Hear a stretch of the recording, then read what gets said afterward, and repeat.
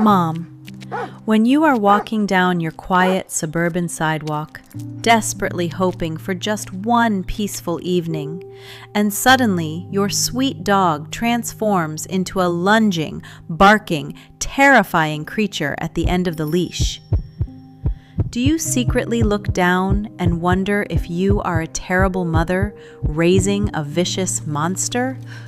I am Claire, and I want to welcome you to Frenchiology, our incredibly safe, cozy little sanctuary. I know exactly how your heart races and your cheeks burn with absolute, humiliating shame when you are just trying to take a simple walk.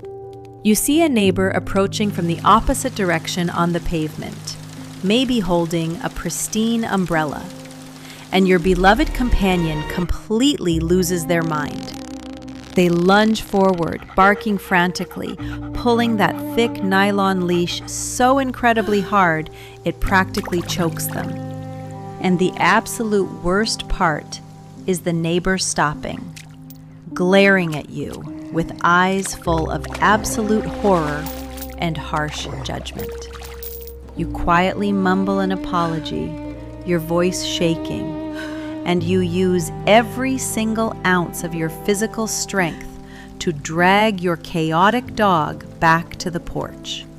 You slam the front door shut to escape the stairs, slide slowly down the entryway wall, and just cry into your hands out of sheer, overwhelming helplessness. Please, Mom, come sit down right here in the warmth of this room with me. I want you to uncurl your fingers from that imaginary tight leash you are still gripping in your mind and let me tell you the absolute truth. You have done absolutely nothing wrong, and that sweet boy showing his teeth out on the pavement is not a vicious monster. They do not hate people. They are not trying to be aggressive, and they are certainly not trying to embarrass you. The heartbreaking biological truth is that their fragile, sensitive nervous system is simply collapsing under the immense pressure of the human world.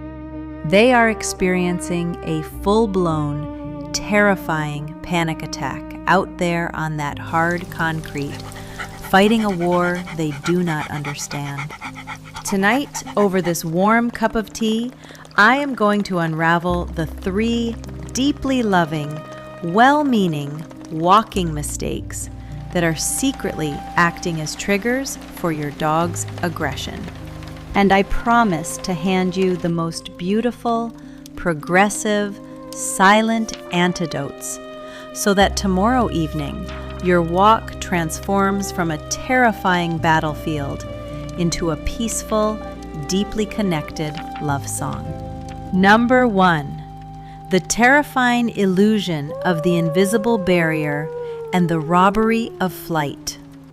Let's journey deep into the ancient, primitive biology of the wild pack, far away from our neat suburban lawns.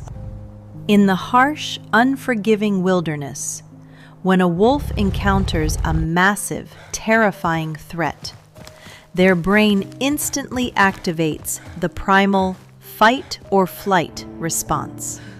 And almost always, because survival is their only goal, they will choose flight. They will run away to maintain the peace and protect their own body. But Mom, that thick, heavy nylon leash you are holding so incredibly tightly in your fist, it has completely, entirely robbed them of their biological right to run away and find safety. When their only natural avenue of retreat is cut off by that 4-foot tether, the only primitive instinct left to keep them alive is to turn around and fight the monster. That deafening, humiliating bark is not anger, my dear. It is a desperate, heartbroken scream of feeling backed into an inescapable corner. Just last week, I was watching a lovely older woman walking her dog past Mrs. Higgins' perfectly manicured, pristine front lawn. She saw another dog walking way across the street And immediately, out of pure panic, this sweet mother wrapped that leash tightly around her wrist 3 distinct times. The line went as rigid and tight as a guitar string about to snap under unimaginable pressure. The very second that leash went tight, her dog exploded into a frenzy. Because through that taut line, she had just whispered to his brain, "We are trapped and we are going to die." Or picture walking late at night through your quiet neighborhood, and you spot the dark, looming silhouette of a strange man walking half a block away. Instantly, without even thinking, you hold your breath, your shoulders hunch rigidly up to your ears, and your hand grips the leash with a terrifying death grip. That sheer, unadulterated human terror vibrates straight down the leash like an electric current, causing your dog to instantly growl to protect your fragile life. So here is your progressive healing antidote, Mom. I call it the profound, beautiful magic of the J shape.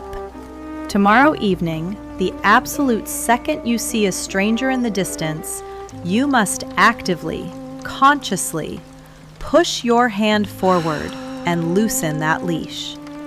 Let it droop until it forms a soft, lazy J shape, dipping gently toward the concrete sidewalk.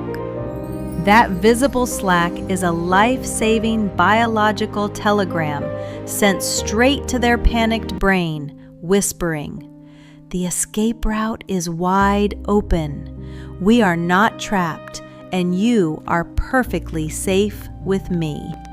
But before you loosen the leash, you must perform the deep exhale reset. The very first thing you must absolutely do is blow out a massive, long, audible breath from your lungs and physically force your tense shoulders to drop an entire inch. You are intentionally sending a powerful, grounding wave of calm energy flowing right down that nylon leash, directly into their wild heart. Number 2, the catastrophic, completely unnatural disaster of the head-on approach. I need you to understand a profound rule of etiquette from the ancient wolf pack. Wild dogs and wolves have never, in the entire history of the world, greeted each other by marching perfectly straight, head-on, directly into each other's faces. In their incredibly nuanced, ancient language, a straight, direct approach is the ultimate, undeniable posture of a deadly, bloody duel to the death. They always greet respectfully by walking in wide, slow, polite, sweeping arcs to show they mean absolutely no harm. But our rigid, narrow human sidewalks have completely stripped them of this choice, forcing them into a cruel, highly confrontational daily ritual that breaks their minds. Picture 2 dog moms walking toward each other on a horribly narrow paved path right in the middle of the Central Park. They both anxiously shorten their leashes, wrapping them tightly, physically forcing their dogs to march straight into each other's faces like soldiers.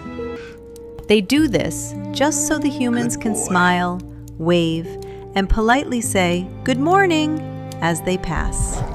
The heartbreaking result is almost always a violent, terrifying dogfight, born entirely from the crushing weight of human social pressure. Or think about the incredibly chaotic, bustling atmosphere of the Sunday farmers market. A sweet, completely well-meaning elderly gentleman spots your beautiful dog and decides to come over to say hello. He bends straight over them, looming like a giant, stares intensely right into their eyes, flashes a massive grin showing all his teeth, and reaches a hand right over their head. To your dog, that big toothy smile and direct stare is the absolute most brutal declaration of war in the Canine dictionary. They explode into a frenzy of barking. You want the earth to open up and swallow you whole out of sheer embarrassment, and everyone thinks your dog is a menace. Mom, I am giving you the absolute permission today to use the safe, wide arc. When you see a stranger or another dog approaching from a distance, absolutely do not march your dog straight ahead to meet them. Proactively cross the street or lead your sweet dog in a large, sweeping, generous curve completely off the sidewalk and across the grass. Give their panicked brains the massive physical space they biologically need to breathe and to observe the threat from a safe, ancestral distance. And if someone approaches you, you must become their ruthless bodyguard. Put your hand out flat like a stop sign and calmly, firmly tell strangers, "I am so sorry, but he is in strict no-contact training right now." Protecting their delicate biological bubble from staring strangers is the absolute fastest, most effective way to extinguish the barking before it ever starts. Number 3, the tragic misunderstanding of the echo of the pack and the endless loop of tearful punishment. When your dog is out there panicking and screaming at a stranger, their fragile nervous system is trapped completely and hopelessly deep inside the red zone. If you jerk hard on their collar or scream, "No, be quiet," at the absolute top of your lungs out of sheer frustration, their primitive, non-English speaking brain does absolutely not translate your yelling as a helpful correction to their behavior. They truly, genuinely believe, "Oh my God, Mom is barking along with me. That stranger really is a terrifying monster because Mom is furious." I have wept over tea with mothers who confess how, in a moment of absolute, blinding despair on the sidewalk, they yanked that cruel prong collar so incredibly hard. They yanked it until their sweet dog let out a sharp yelp of pain and fell completely, terrifyingly silent. They tell me how they walked back to the porch, collapsed onto the wooden steps, and cried tears of bitter, agonizing regret into their hands. While they wept, their sweet, forgiving dog timidly crept up to them, gently licking the salty tears right off their face, both of them deeply broken and completely misunderstanding each other. Mom, you must use the profound medicine of absolute silence tonight. We call it the elegant, silent U-turn. The very next time they erupt into a barking frenzy, do not say a single solitary word to them. Close your mouth tightly. Turn your body a crisp 180 degrees, drop your shoulders, and confidently, peacefully walk away from the threat. They will be completely forced to stop barking just to physically run after their calm, powerful leader who is peacefully abandoning the war zone without them. And if they are too panicked to move, you deploy the whisper rule. Step intimately close to them, drop your shoulders entirely, and lower your voice into the absolute quietest, softest, most peaceful whisper you can possibly manage. This sudden, dramatic drop in volume creates a massive acoustic puzzle. You literally force their brain to stop barking and prick their ears up just to focus and hear what you are saying. Your perfectly silent, grounded energy will immediately wash over them and soothe their burning, panicked nervous system like a cool glass of water. Mom, please, I want you to take off your glasses, set your tea down on the table, and look right into my eyes. That deafening, humiliating, violent bark that makes you cry hot tears on the sidewalk. It is absolutely not the sound of a bad, disobedient dog. And you are not a failure for hearing it. It is a desperate, panicked, incredibly messy confession of pure love. They are screaming to the world, "This place is terrifying, but I will fight every single monster in it to keep my mother safe." He is not a vicious monster. He is a brave, foolish warrior carrying a tragically misguided, heavy burden of protection on his shoulders. Please, I beg you to wipe away the shame. Forget the cruel, ignorant glares of the neighbors on the street. Those strangers out there do not see how that big, scary dog rests his chin so gently on your thigh and comforts you through your darkest, loneliest nights. That fierce, wild, unbreakable love belongs exclusively, entirely to you. If you have ever sat on the floor and cried out of pure, exhausting helplessness after a terrible walk, please leave a comment below and tell me your story. You are never, ever alone here. We are a family of mothers who understand. Please subscribe to Frenchiology, Mom. Together, we will turn those tear-filled walks into the most peaceful, beautiful, connected strolls of your lives. Warmly, Claire.